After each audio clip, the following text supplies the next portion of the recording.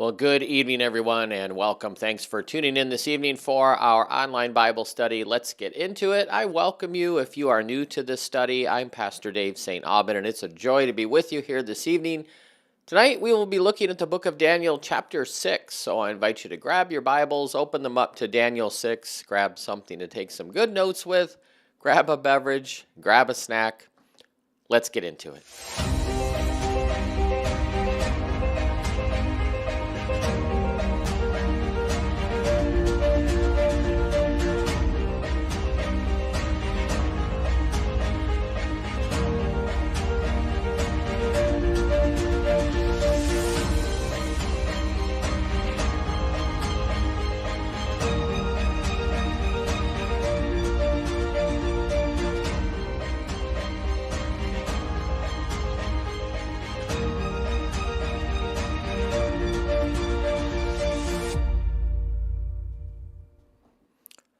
Well, again, good evening and welcome, and thanks for tuning in. I do pray that your day has been going well. Pray that your week's been going well so far. Happy Thursday. Good to be with you here again this evening as we continue our journey through the Bible one chapter at a time. We are now at chapter 6 of the book of Daniel, so we are halfway through this book this evening and making great progress as we continue this study together that we began back in September of 2022. We've been at this for quite a while. In fact, this is our 630th study together.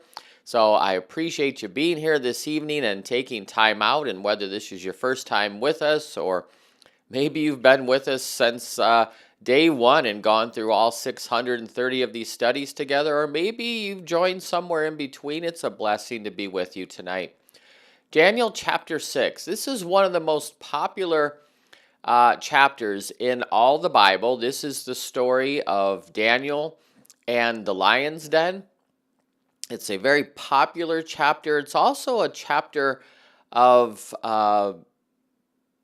critical attack, so to speak. Why is that? Well, because there are many scholars who aren't really sure with who the identity of Darius is. Now, we know from last night in chapter 5 that the Persians and the Medes invaded Babylon, overthrew that city, that King Belshazzar had died, and the Babylonian Empire is starting to crumble, and now it's the Persian Empire that is going to take control of this part of the world. Excuse me. But there were two armies that came together in this alliance to defeat the Babylonians, the Medes and the Persians. Darius is of the Medes. And again, there's a lot of discussion over who this person was, but we're not going to get into that. We're going to focus on Daniel and God's act of sovereignty displayed once again here in this book. So let's get right into it here. Open up your Bibles to Daniel chapter 6. If you don't have a Bible with you, not a problem. As always, all the verses are up here on the screen so you can follow along. Take some good notes tonight, and let's start with verses 1 through 3, which focus on Daniel's promotion within this new Persian government. So verse 1, it pleased Darius. Now again, Darius was a Mede, right, from this alliance of the Medes and the Persians. And again, we really don't know who exactly he is, but it pleased him to appoint 120 satraps to rule throughout the kingdom, with 3 administrators over those 120. One of those 3 was Daniel. Now, the satraps were made accountable to these 3 administrators so that the king would not suffer any loss. So, when this alliance of the Medes and the Persians overthrew the Babylonian Empire, they acquired a lot of geographical territory. The Babylonian Empire was massive, and now it has all fallen into the reign of the Medes and the Persians. And this was all incorporated into the Persian kingdom. So the Persian Empire had now become the largest that the world had seen yet. And it would eventually, this empire, encompass a huge area from modern Turkey today to Egypt, to parts of India, to parts of North Africa, but as well as Babylon. It absorbed Babylon into its empire. Now, these 120 satraps, they reported in to these three commissioners appointed by Darius. One of them was Daniel. So evidently, Darius had heard about Daniel's unique gifts, his accomplishments as a Babylonian administrator. He must have known about Daniel, and now he wants to incorporate him to use him in his cabinet. And so the king referred to here in verse 2, so that the king might not suffer loss. This is Darius. Now, the Persian Empire consisted of 127 different provinces or different kingdoms. And many of the rulers of these provinces, were, if not all of them, were considered to be kings. Cyrus the Great was the head of the empire. He was the ruler over all of these provinces, and he called himself King of Kings, Cyrus being of the Persians. So we see the infrastructure here. Darius is in charge of this portion of the empire. There's 127 provinces. Darius appoints 120 satraps to rule over them. They all report into these three administrators, who report into Darius, who reports into Cyrus, the King of Kings. Verse 3. Now Daniel so distinguished himself among these three administrators and these 120 satraps by his exceptional qualities that the king Darius planned to set him over the whole kingdom. So as time went by, Daniel distinguished himself above everybody else, especially these three commissioners. By this time in his life, though, he is well into his 80s. So he's lived a full life. He's established himself, his leadership, his abilities, his knowledge, his wisdom. And so Darius is considering putting Daniel in charge of all these 120 commissioners. The entire kingdom here refers to the kingdom over which Darius ruled, which would be the Babylonian province of the Persian Empire. So again, it's Cyrus who is in charge of everything. Darius in charge of this part of the Persian Empire, that being Babylon and all the provinces around. And he's considering putting Daniel in charge of all this. And those first three verses, they set the stage for what's going to follow. Well, how do they do that? Well, by reminding us to really appreciate just how much Darius felt for Daniel, because he held him in very high esteem. So now we get into this story, and these events here would have taken place in the Babylonian province now, because it's now a province of the Persian Empire. So verse 4.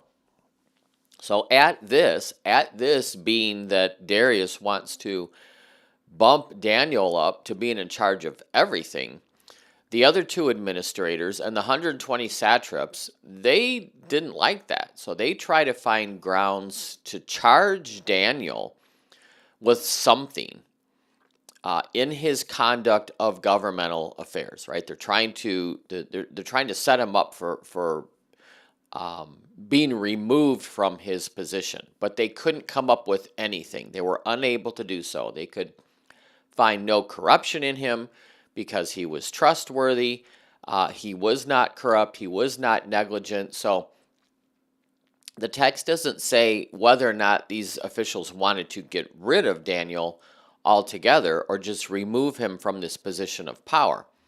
Either way, they couldn't come up with anything, and it was probably because of Daniel's integrity that made it nearly impossible for them to find something that would charge him with corruption.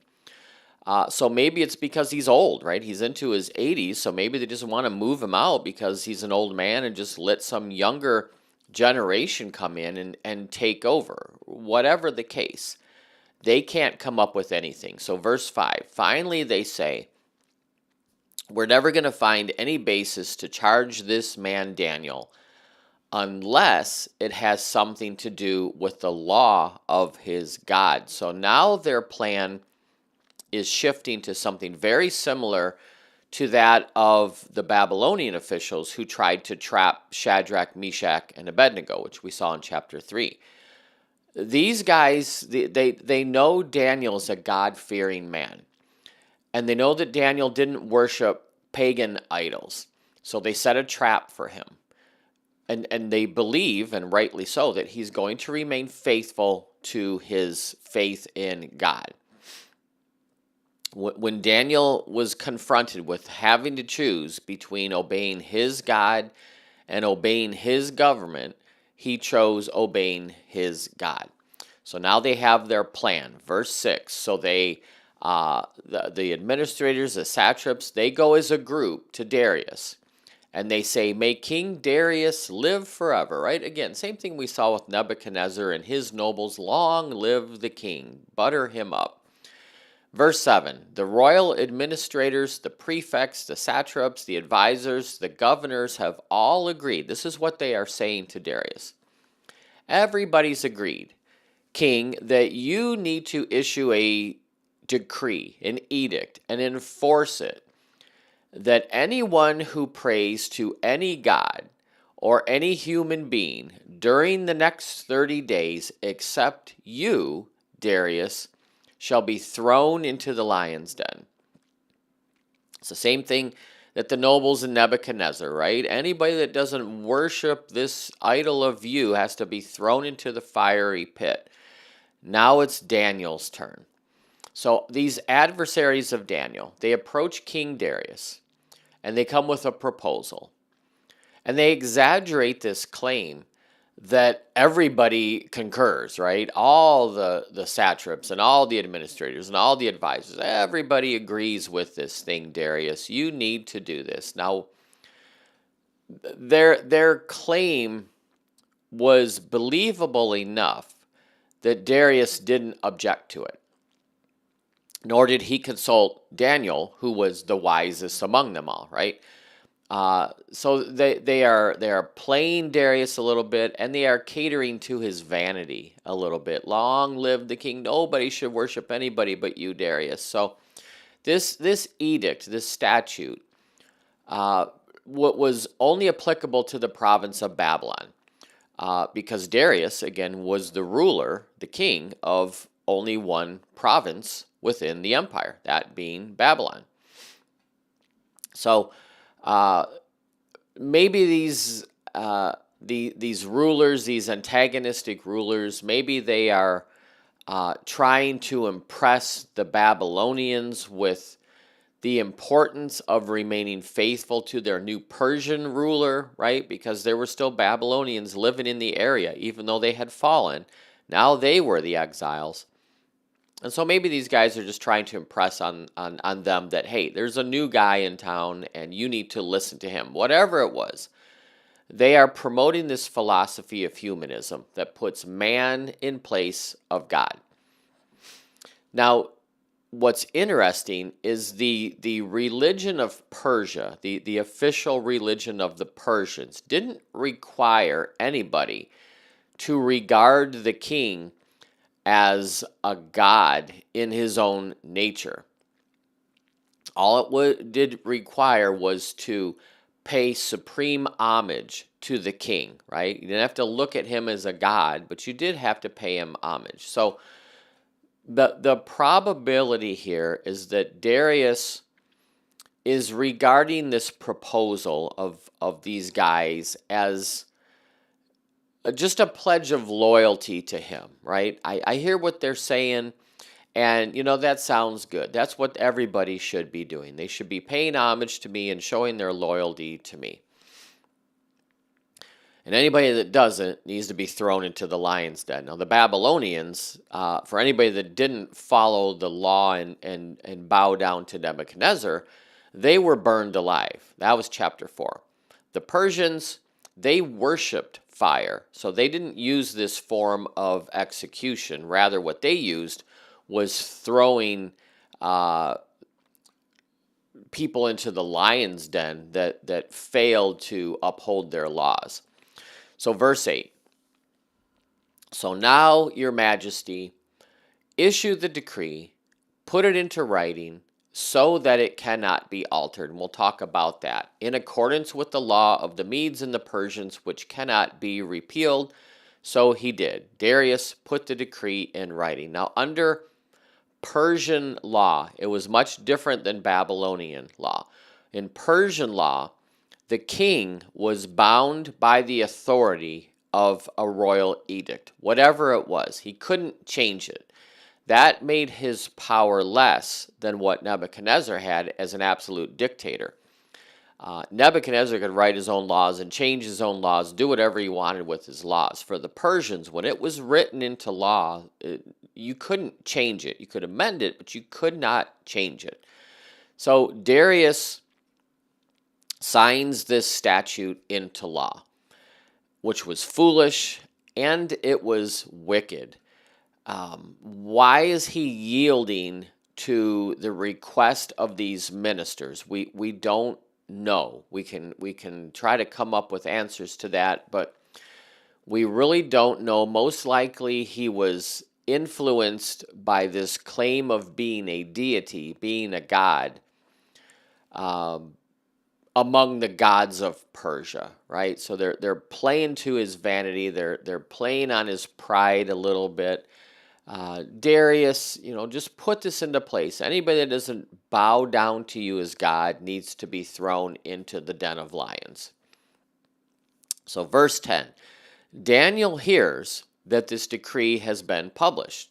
And when he heard it, he went home. He went upstairs to a room where the windows opened toward Jerusalem. We'll talk about that in a second. 3 times a day, he got down on his knees. We'll talk about that and pray. Now, this is very important scripture here. We can read this and gloss over it, but 3 times a day, he got down on his knees, he prayed, he gave thanks to God just as he had done before. So the new decree was meant to keep people from praying to any other god but the Darius, right? That was the decree. That was verse 7. To make this edict that anyone who prays to any god during the next 30 days, except you, would be put to death. Daniel hears about it. He goes home. What does he do? He prays, right? This doesn't stop him in his faith. He's praying for the welfare of the city that God had sent the exiles into. He's praying for the Jews returned from exile, and now he's praying about this edict. And in all of it, he's giving thanks to God. Now, when we get to chapter 9, we're going to see that Daniel had a copy, so to speak, of Jeremiah's prophecy of God having a good plan for the exiles, right? So he's praying for all of this. God, your will be done. What was Jeremiah's prophecy? Well, Jeremiah had written, among other things, that God promised to hear these types of prayers if they were sincere, if they were wholehearted. Prayers to restore the fortunes of the Israelites, to regather them to the promised land. That's Jeremiah 29, right? 29:11. I know the plans I have for you, declares the Lord, plans for a hope and a future. And then he goes on to say, if you pray, if you seek me with all your heart, you will find me. So, and just getting ahead of ourselves here, Cyrus, the king of the Persians, he issues a decree to allow the Israelites to return back from exile in 538 BC. So Daniel's praying for this to be done. But the point of that is these events here in chapter 6 must have happened just very close to this turning point in Israel's history. But Daniel's refusing to pray to the king. That was the edict. Anybody that prays to anything, any other god, any other human other than you, Darius, needs to be killed, right? So Daniel goes home and he prays. He prays to the sovereign God, Yahweh. Now, Solomon, back in, we saw this in 2nd Chronicles, and we see it in the Psalms a little bit, but Solomon taught the Israelites to pray to the Lord facing Jerusalem, because that is where God promised to be in a special sense for the Israelites. So that's why Daniel's praying facing towards Jerusalem. Kneeling down in prayer. He got on his knees to pray. That is very reminiscent of Solomon's posture when he prayed at the dedication of the temple. What it does is it indicates dependence on God. Because normally when they prayed, the Israelites would stand when they prayed. When they kneeled, or when they fell face first onto the ground and prayed, that was because they had a more urgent need. So the reference here by him praying on his knees is that this is an urgent prayer. 3 times, praying 3 times a day was the practice of a godly Israelite. That goes back to the time of David. So just in this verse 10, the decree was you don't pray to any other god. Daniel goes home and prays to God. He prays facing Jerusalem because that's where God's presence was. He prays 3 times a day. He gets on his knees. He gives thanks to God. This all has significance in the urgency of his praying. And the fact here that his window was open.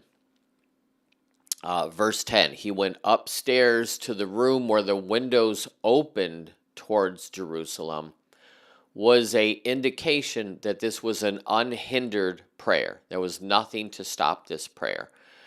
Normally, these types of windows in this part of the world at this time in history, they were small. They had a little lattice covering. They weren't glass like we have. So Daniel, it's a small window. He's probably not praying in front of it so everybody sees him. He's praying because there is a urgent need. Verse 11. So then these men, looking for Daniel, they find him. They find him praying to God and asking God for help. How did they know? Well, they knew about Daniel's prayer habits. Remember, this is a trap, right? How do we get this guy? Well, we know he won't disobey his laws to his God. We'll just wait till he prays. We'll have Darius issue an edict that you can't pray. We'll wait till he does, and we'll trap him. So they observe Daniel praying in his own house, by the way. Somehow they find this. They have eyewitness testimony now that they can give to the king that this order has been violated. Are they supposing Daniel's going to deny this? Who knows? Of course, Daniel doesn't. He gives a testimony here, which is a powerful testimony here in verse 12. So they catch Daniel praying. They go back to Darius. They speak to him about his royal decree. Did you not publish a decree that during the next 30 days, anyone who prays to any god or any human being other than you, your majesty, would be thrown into the lion's den? And Darius answered, the decree stands. I did. And it stands in accordance with the law of the Medes and the Persians, which cannot be repealed. Yes, I issued this decree. It cannot be repealed. Verse 13. So they said to the king, Daniel, who is one of the exiles from Judah, pays no attention to you, your majesty, or to the decree you put in writing. He still prays 3 times a day. When Darius heard this, he was greatly distressed. Nebuchadnezzar was filled with anger when he heard that Shadrach, Meshach, and Abednego had disobeyed his order. Darius is distressed, and he was determined to rescue Daniel. And he made every effort until sundown that day to do so. So, after reminding Darius of his decree, these hostile officials inform him that his prime minister, Daniel, had violated it, shortly after you even made it. We were supposed to have 30-day period. Within a matter of hours, Daniel's home praying. He is worthy of death. And notice how they describe Daniel here. They describe him as one of the exiles of Judah. They don't describe him as a royal cabinet minister. They are playing on Darius. They're hoping that Daniel's nationality and his religion will contribute to Darius's distaste for him, but that was not the case. They also used the same words that Shadrach, Meshach, and Abednego's accusers used when they charged them. You can go back to chapter 3. Did you not say, right? Did you not do this? Did you not put this into place? So verse 14, when Darius heard all this, he was greatly distressed. Again, he was determined to rescue Daniel and made every effort to save him. He had a lot of respect for Daniel. Nebuchadnezzar, again, he became angry in chapter 3. Darius is very concerned here, distressed all day long. Verse 15, then these men went as a group to King Darius and said to him again, remember, your majesty, that according to the law of the Medes and the Persians, no decree or edict that the king issued can be changed. So they are reminding Darius, you made this law, you can't change it, you signed it in, it needs to be followed. Verse 16. So Darius gave the order, which he had no choice. Even though he's greatly distressed, he gives the order. They brought Daniel in, and they threw him into the lion's den. And Darius said to Daniel, may your God, whom you serve continually, rescue you. Absolutely blameless, Daniel was thrown into this den of lions. Daniel is suffering because of the jealousy of others. And Darius's parting words to Daniel are significant. We can almost interpret this as him saying, your God whom you serve faithfully, he will deliver you. Not may he deliver you, but Daniel, he's going to save you. Darius' idea seems to have been that he wanted to save Daniel, but he couldn't. Now it's up to God. And he's believing God will do this. Now, we don't know if Darius knew about God delivering Shadrach, Meshach, and Abednego, but here it's as if Darius is trusting God's going to save his friend, so to speak. And again, we see God doesn't preserve his servant from difficulty.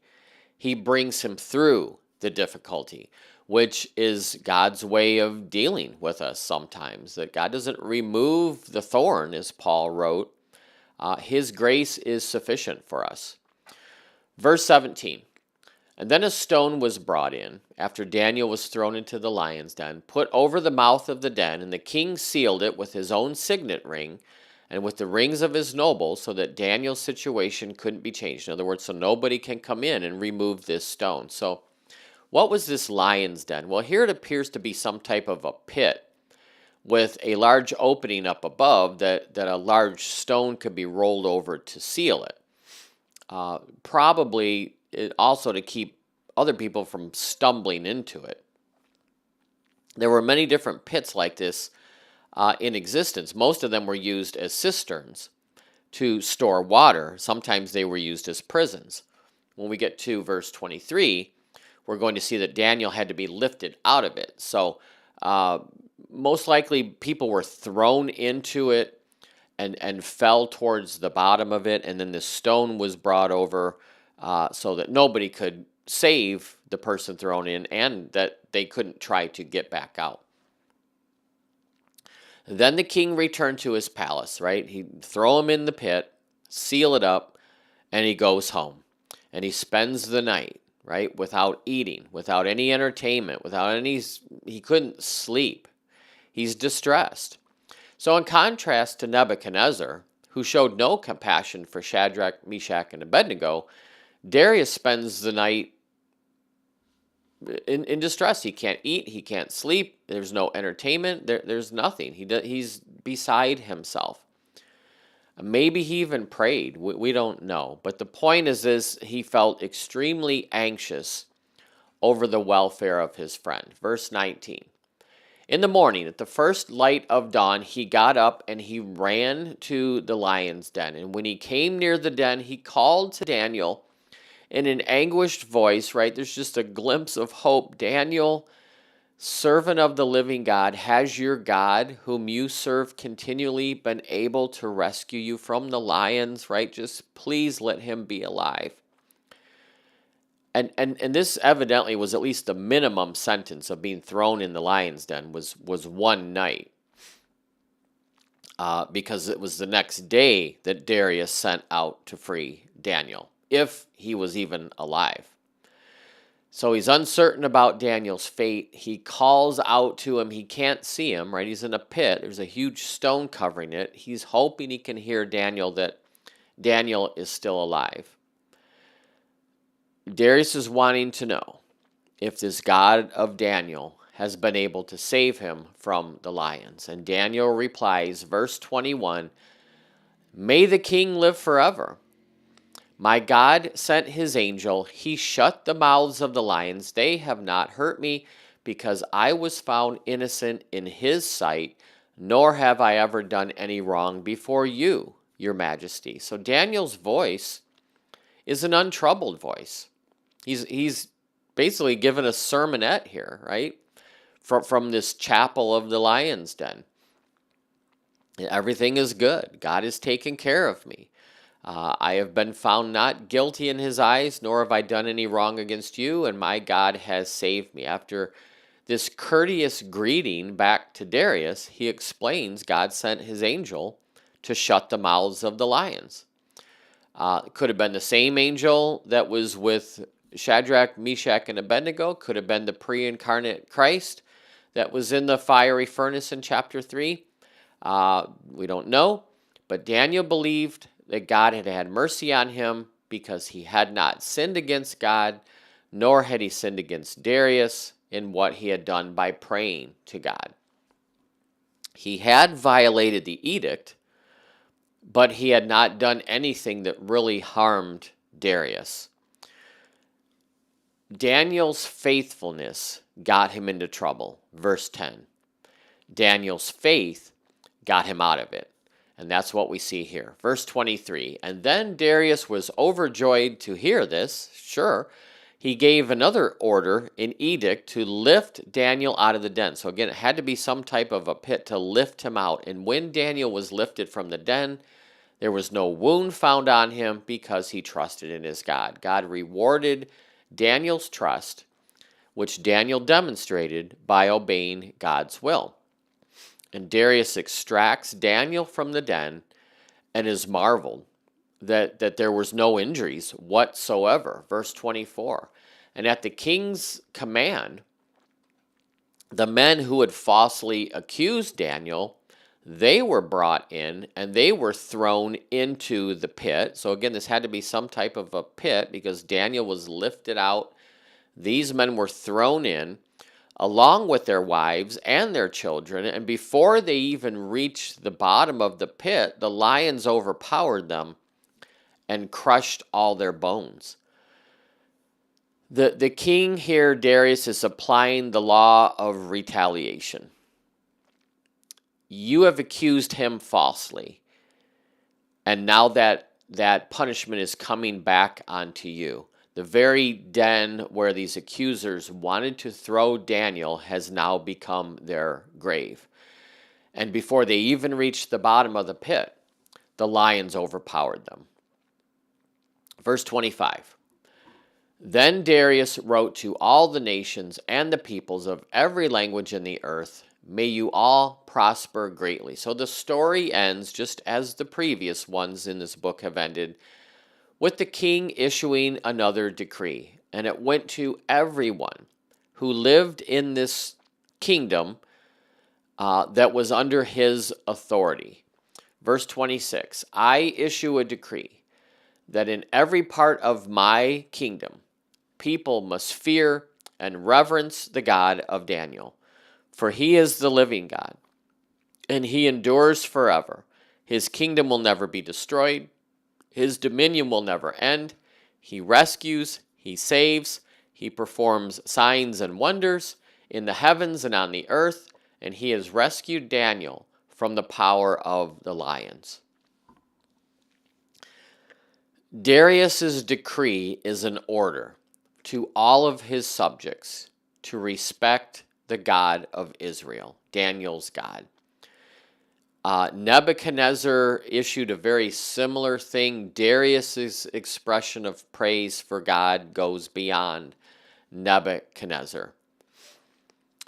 But as far as it goes, it doesn't go far enough. Had Darius come up to a higher conviction, he would have commanded all people not just to fear God, but to trust God, to love God, to forsake all other idols and worship him alone.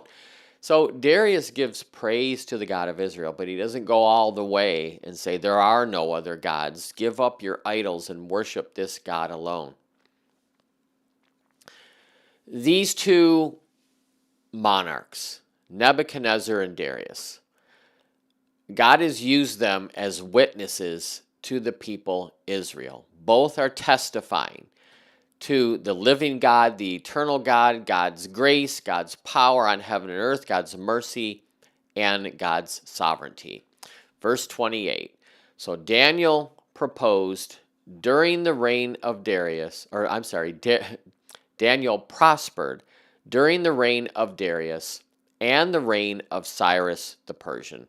So the last verse of this chapter notes that Daniel continued to enjoy success during the reign of Darius over the province of Babylon and the reign of Cyrus over the entire empire of Persia. Cyrus's first full year as ruler of this part of his empire, when Babylon was part of it, was 538 BC. And that is when Daniel's career in government, so to speak, came to a close. And that was the same year that Cyrus was going to issue his decree to allow the exiles to return back to their homeland. And that is Daniel chapter 6. And I pray that that has been a help to you. Tomorrow we'll look at chapter 7, and we're going to start to see some visions of Daniel. In chapter 7, we'll see Daniel's vision of future world history. So he's seeing it as future history. We see it as past history. And over the next few chapters after that, we'll see more and more visions that Daniel has. But thank you for being here this evening. Again, I do pray that this has been a help to you. I appreciate you being here and being part of this study. Have a wonderful rest of your evening. Stay safe, stay healthy, and I look forward to seeing you very soon. Till then, take care and God bless. Bye-bye.